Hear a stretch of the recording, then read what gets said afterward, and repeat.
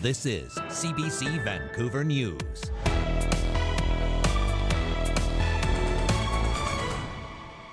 A body has been found inside a vehicle at a Burnaby housing complex. A family member tells CBC the victim was only 17 years old. And sadness and relief for the family of an Indigenous man who died in police custody in Prince George. I don't want my dad's death to be for nothing. 5 Mounties are now charged more than 5 years after he died.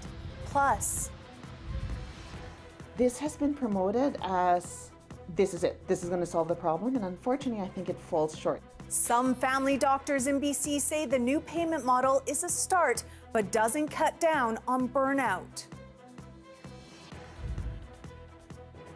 Good evening. Thanks for joining us. I'm Janella Hamilton. Dan is away tonight. We begin in Burnaby, where a young man has been fatally shot.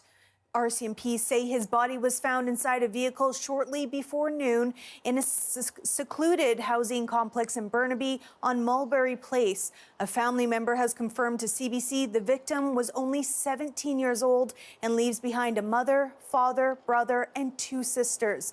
Earlier today, police could be seen coming in and out of the complex's underground parkade with the entrance taped off. Burnaby RCMP say they believed it was a targeted shooting. The Integrated Homicide Investigation Team has taken over the case. They want to speak to any witnesses or anyone with dashcam footage. 1 person is dead and another has been taken to hospital following a collision involving 2 commercial vehicles on Highway 5 in McClure, north of Kamloops. BC Highway Patrol says the crash happened just after noon. How the 2 vehicles ended up colliding is not yet known, but police say the investigation is still in its early stages. Highway 5 was closed in both directions for several hours this afternoon, but has since reopened. A day after 5 Prince George RCMP officers were charged in the 2017 death of an Indigenous man, his daughter is speaking out about how long it took to lay charges after he died in custody. Renee Filipponi has the story. Dale Culver was 35 years old, a father of 3, when he died in the custody of Prince George RCMP in 2017. I will never get to make any more memories with him. This is a photo of Lily Speed Namox as a child with her father. She says waiting more than 5 years to see charges laid has been painful. If the RCMP and my dad had switched roles, my dad would it wouldn't have gone this way. There's no way it would have taken this long. 2 officers have been charged with manslaughter and 3 with attempted obstruction of justice. Over the years, protests have been held demanding answers and accountability. The police watchdog recommended the Crown consider charges in 2020. He blames a shortage of investigators for the delay. I feel awful about it. That's why I don't sleep at nights. But it's not just this file, it's other files. 4 of the officers charged remain on active duty in Prince George. 1 is on administrative leave for other reasons. If I were to have any kind of situation happen like that, I can tell you I probably wouldn't want to contact the RCMP. Adding to this is the death of her uncle, Everett Patrick, following an arrest in 2020. The IIO is also asking Crown to consider charges in that case as well. I think that there needs to be a seismic shift in the attitudes of police in Canada and certainly in British Columbia with respect to their absolute disrespect for people of color, Black people, Indigenous people. Still grieving, Speed Namox keeps her father close to her heart. His ashes held in this necklace. So that he can still see me and my siblings get older and be with us every day. The officers charged in his death will appear in court March 14th. Renee Filipponi, CBC News, Vancouver. The family of a woman in and out of mental health treatment for nearly 14 years says it's time they had more say in how she's treated. As Belle Puri reports, the complaint is becoming more frequent among those responsible for adult relatives with mental illness. Childhood memories filled the heart. My sister growing up was always like the big smile on her face, giggling little girl. As a young woman, Cora Hooker became an accomplished athlete with a spot on Canada's national women's football team and studying kinesiology in university. Suddenly, everything changed. In her early 20s, Cora was diagnosed with bipolar disorder. It started about once every year. She would have a manic episode, and in the last 2-3 years, and really in the last year, it's been almost nonstop. A Christmas manic episode was particularly damaging. When I'm in a manic state, I'm very vulnerable. Cora ended up homeless on Edmonton's cold winter streets. When I'm not able to take care of my mental health, it's family that comes in and helps where they can. And so I think it's important to have more communication between family and healthcare professionals. That's the stumbling block. And for years and years, I've been trying to help her and advocate on her behalf, and feel completely shut out. And there's so much red tape, and just feeling like the door is just shut in our faces. Despite a power of attorney and signed confidentiality disclosure document, access to treatment and care plans is continually denied. I have 13 years of experience of knowing what's been going on with her, what medication she's taken, what has worked, what hasn't worked, the fact that she is sick. When it comes to adult relatives with mental illness, privacy issues trump family input, even though some health authorities have family involvement policies. The bottom line is that professionals need to understand and realize that they can gain a lot of information and insight from a family member. There's a lot that can be said and still not breach confidentiality. Before turning to politics, his former RCMP officer saw the self-harm, even death, caused by a lack of communication. It really does point to a significant gap in our ability to allow family members to share that valuable information. And it keeps people in a perpetual cycle of suffering. Jennifer Whiteside, BC's Minister of Mental Health, says sections of the Act are under review, but it's too early to say what changes might be made. I hate to say this, but I've lost quite a bit of hope in things getting better. And that scares families. My biggest fear is I'm going to get that call that my sister is dead. That call is going to come one day. Either that call is going to come or my sister is just going to go missing, and we're never going to know what happened to her. Belle Puri, CBC News, Vancouver. The province says it's expanding mental health supports for young people. New teams will coordinate mental health and substance use services in 7 more school districts. They are multidisciplinary teams of professionals providing integrated mental health and substance use services for children and youth. So what do we mean by this? We're bringing together supports from schools, from the community, from our healthcare system, from Ministry of Children and Family Development, and the team is cutting across all of those different agencies. The province says today's announcement brings the number of specialized integrated child and youth teams to 12, and it hopes to have teams in 20 school districts by next year. BC Liberal leader Kevin Falcon was in New Westminster today, offering his party's vision for how to tackle BC's toxic drug crisis for the price of $1.5 billion over 3 years. Better is possible, and the initiatives that I am announcing today will form the foundation of what will be our united, comprehensive strategy on mental health and addiction treatment.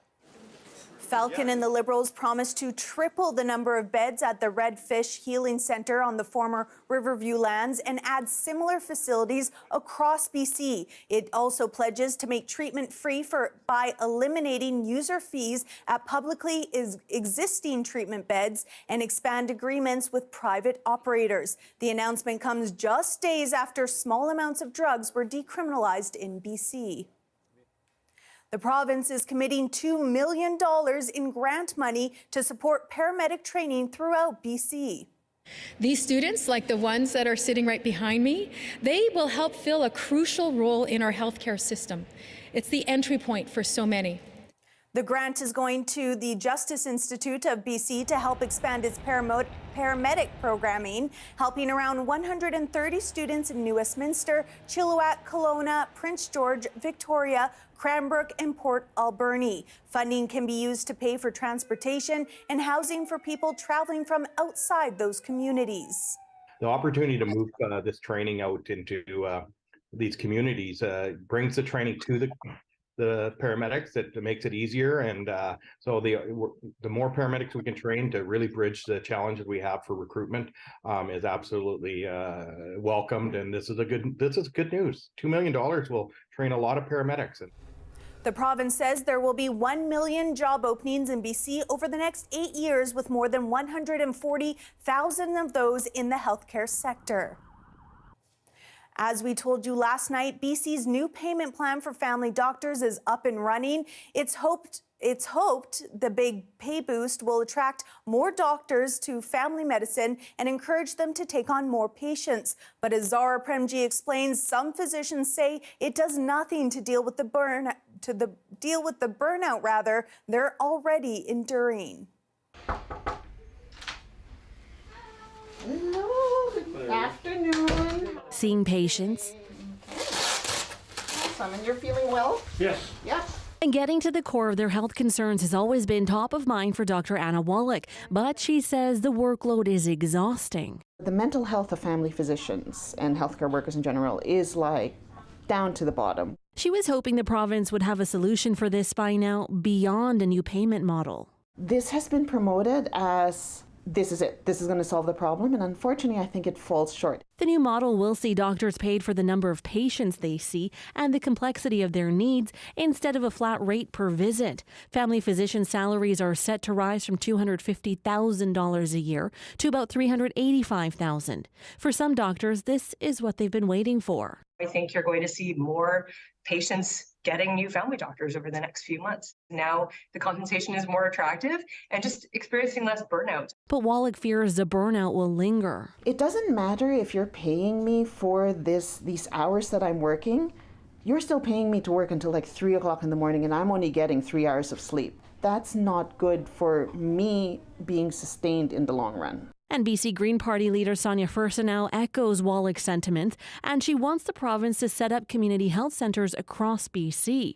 Wallach says the province needs to give her more answers before she will sign on to the new plan. Zara Premji, CBC News, Vancouver. We're learning more about the alleged imposter accused of posing as a nurse at BC Women's Hospital. Court documents filed by the Provincial Health Services Authority reveal Bridget Cleroux was directly involved with treating 899 patients and indirectly involved in the treatment of another 258. The alleged deception occurred over the course of a year. The documents show that the PHSA is now confirming both the name and license of every nurse it hires. Cleroux allegedly used an assumed identity and was not required to give a valid registration number when she started work. Meanwhile, a Surrey care aide faces dozens more criminal charges for allegedly defrauding elderly victims. The RCMP say 30-year-old Anna Marie Latchamdal has been charged with 65 new counts for a total of 71 charges. It includes assault, fraud over $5,000, theft of credit cards, and possession of a forged document. Unlike doctors or nurses, BC care aides are not regulated or governed by a regulatory body. Chamdal remains in jail ahead of court appearance next Thursday. It's the slowest housing market in over a decade. New statistics from the Greater Vancouver Real Estate Board showing a plummeting number of sales. Now we're reaching figures that haven't been seen since the 2008 financial crisis. What does this mean for buyers? Our Justin McElroy has been following these developments. Justin?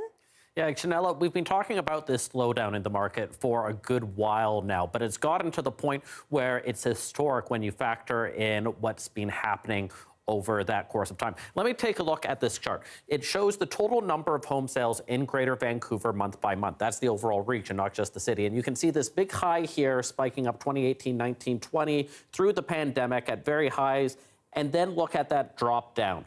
The last month, just 1,022 homes were sold in the region. That's the lowest number since the 2008 financial crisis. It's a big, steep downturn. You see, there's a couple other times where it's gotten about as low as that. That's also been in the December, January months. But certainly, this is the lowest that we've seen in over a decade.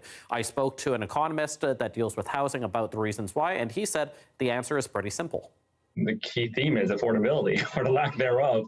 The combination of the higher interest rates that we've seen for the past year, that we've seen in terms of the variable rates moving up. Of course, fixed rates still remain quite elevated, and prices, although they're coming down, are still very high. So for many consumers, it's just really a question of not being able to get into this market at the current time. There's just not a lot of motivated sellers and even less motivated buyers right now because of that.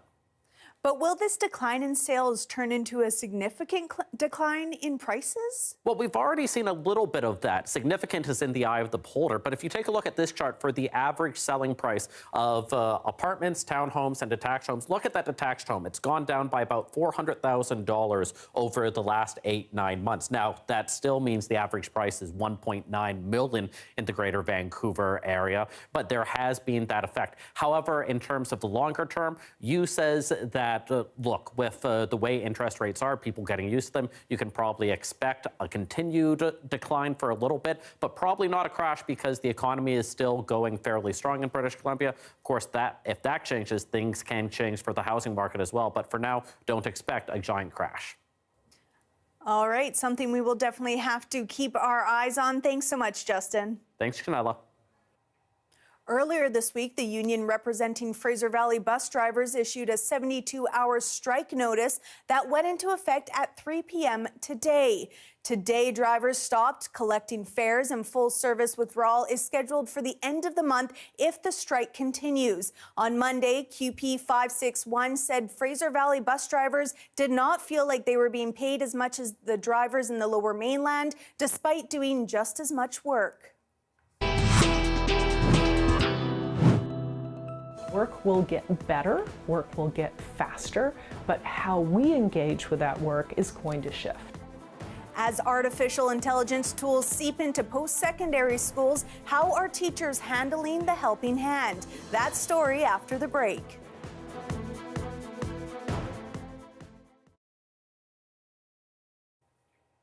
Thanks so much for watching our commercial-free live stream. It's been a big day for one reclusive rodent. Yes, February 2nd is Groundhog Day, and while much of Canada's attention tends to center on the predictions from the animals out east, our very own Johanna Wagstaff caught up with a distant cousin on Vancouver Island. I'm here at the Marmot Recovery Centre on Groundhog Day, so this is a big day for one female marmot in particular. Adam Taylor is executive director here. Can you tell me about the star that we're looking at in this screen? So one of the three marmots in this picture is Vancouver Island Violet, and she is our official Vancouver Island marmot weather prognosticator. Violet. And she's like just through one of these walls right now, That's right. That's right. So first of all, she's a marmot. Mad respect, I love marmots, but how is that connected to groundhogs? So a marmot and a groundhog are effectively the same thing. So marmots and groundhogs belong to a genus, Marmota, and they're all, the terms are used interchangeably. So Vancouver Island marmots have been called groundhogs in the past. Groundhogs, which we normally think of as eastern groundhogs or woodchucks, they've been called marmots. They're all members, they're all pretty closely related. So Violet is a certified groundhog. But Violet is in hibernation mode right now. Can you tell me a bit about what that looks for marmots here? So marmots, Vancouver Island marmots hibernate for 6 to 7 months of the year. And during that period, they're going to go underground and they're going to dig themselves a hibernacula. And they're really not going to do a whole lot. Really, their body temperature is just a couple degrees above ambient. They've got virtually no brain activity. They're burning as few calories as possible. And during that time, every couple of weeks, they're going to wake up just a little bit. They might urinate or defecate. They've got a separate chamber in their hibernacula for that. And then they're just going to head back into their hibernation chamber. And that's a way for them to cope with living in a subalpine environment. You know, there's 2-3 meters of snow, sometimes more than that, on top of their hibernation chambers. And they've got to survive that long period where their vegetation that they're feeding off is inaccessible. So for them, they're like halfway through it. I assure you, Violet wanted nothing more than to get back to sleep. Like that, that was it. Well, you did great today, Violet, and you're welcome on my meteorology team anytime. Thanks, Adam. Thank you.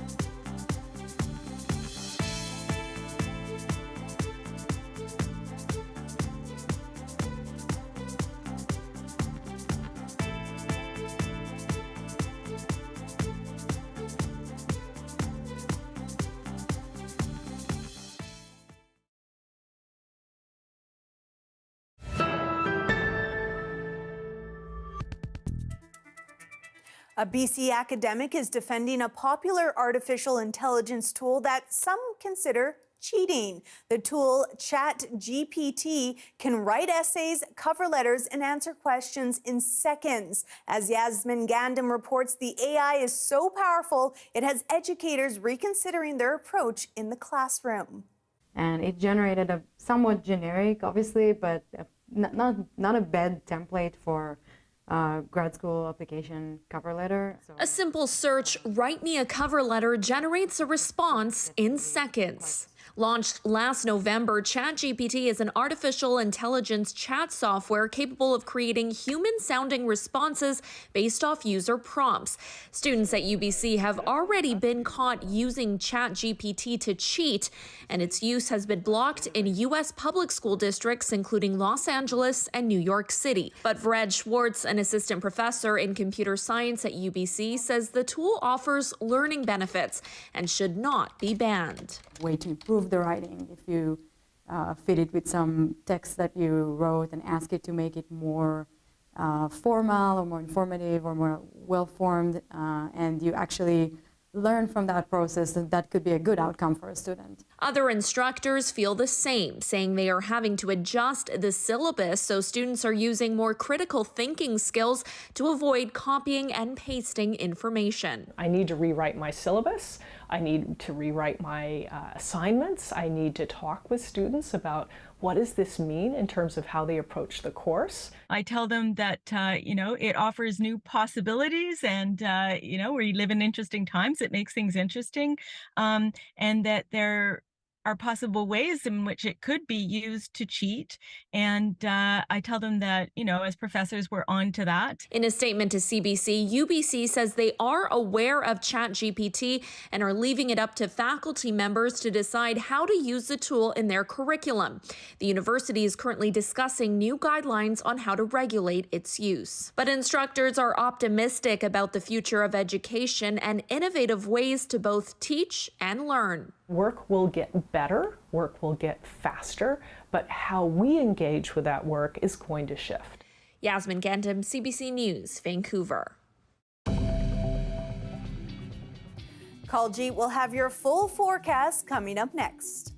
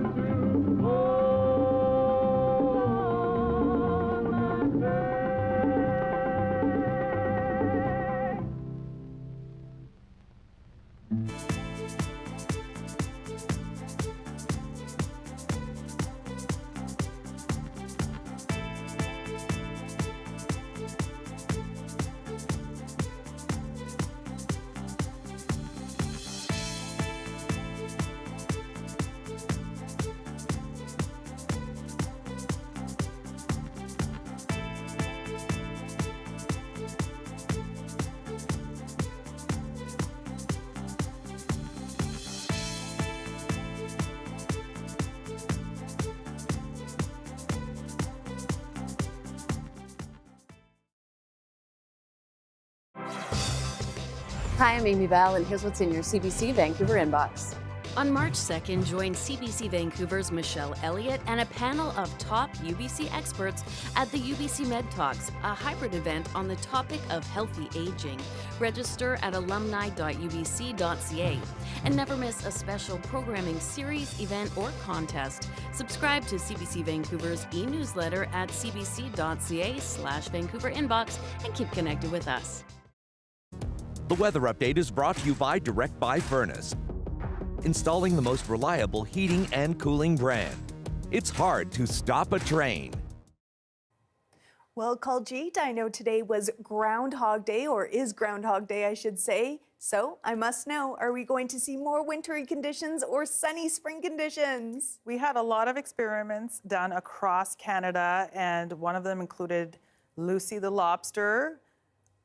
Most of them came up with 6 more weeks of winter. And this morning we got issued winter and snow warnings for northern BC and wind warnings along the coast up to 90 kilometers an hour. So lots of cold conditions still are away for the lower mainland and for the Fraser Valley. That means rain tomorrow, starting tomorrow. 9 degrees, we are above seasonal, same in Victoria. Some sunshine for Kelowna and Cranbrook, but mostly wet conditions, more snow on the way for Prince George and for Port Hardy. Wind and rain tomorrow. It's going to be quite cold as well. Today's high was 8 degrees. It is above average, but because we have a cold front moving through, it does feel a lot colder, a few degrees colder. Humidity dropped down a little bit today as well. And like I said, this rainfall that's going to be starting is tomorrow around noontime. We'll get about 30 millimeters of rain and then even more into the weekend. Here's what the forecast looks like. 15 millimeters on Saturday, another 15 on Monday. Then light rain for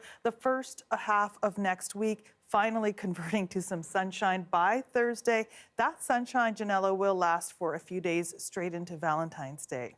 So keep your eye on the prize, the sunshine prize, but also have those umbrellas ready for this weekend. Absolutely. Thanks, Kuljeet. You're welcome.